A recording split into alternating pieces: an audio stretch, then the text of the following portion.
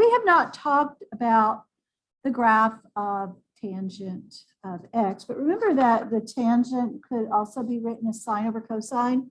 So we have that fraction where we could have a 0 in the denominator. Remember, you can't have zeros in the denominator. So wherever you would have a 0 in the denominator, you actually have asymptotes, which means that your graph is never going to touch at these points. Okay?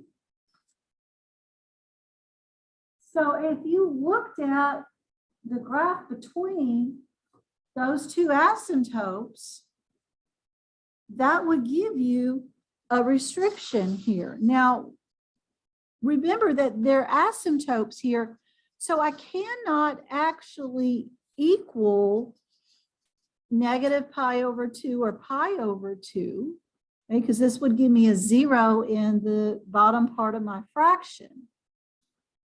So that's why over here you have parentheses at negative pi over 2 and positive pi over 2. All right, so what do I want to do here? All right, my first problem I want to look at here is inverse tan of negative square root of 3. This is a little bit more complicated than just looking at my unit circle. All right, first thing I want to do is figure out which quadrant I'm in. Tangent is positive in quadrant 1 and tangent is negative in quadrant 4. So I'm going to be dealing with quadrant 4. I need to actually look at this table up here to help me figure out what I need to be looking at.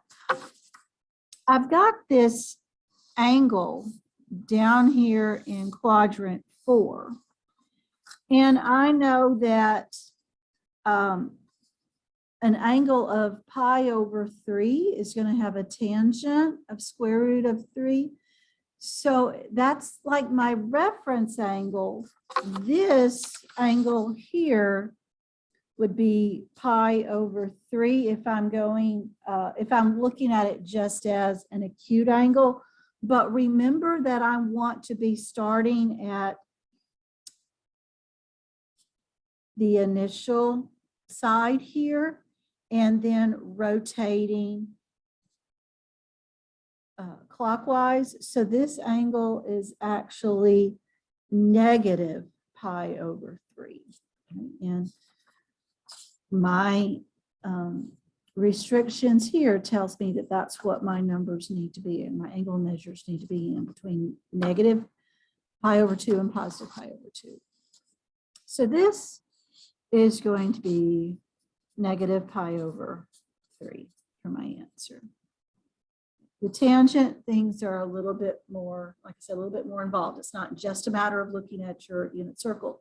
Now, if that's all confusing by looking at this, you could look at these points here, and you know that tangent is sine over cosine. So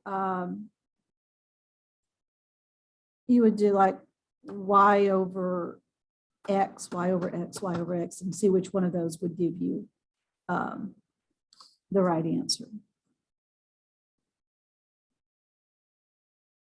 Okay. My next problem, tan inverse of negative 1.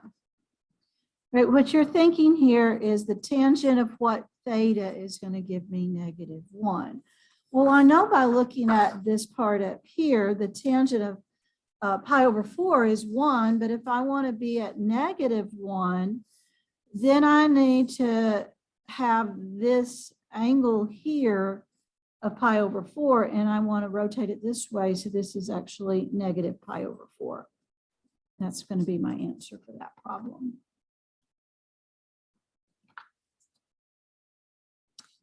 Okay, and this last problem is just asking you to find this using your calculator. So let me give you a chance to put that into your calculator and get that answer.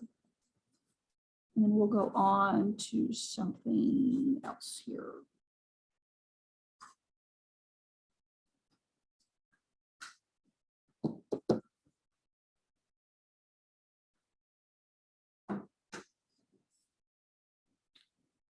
This should be approximately negative 1.54.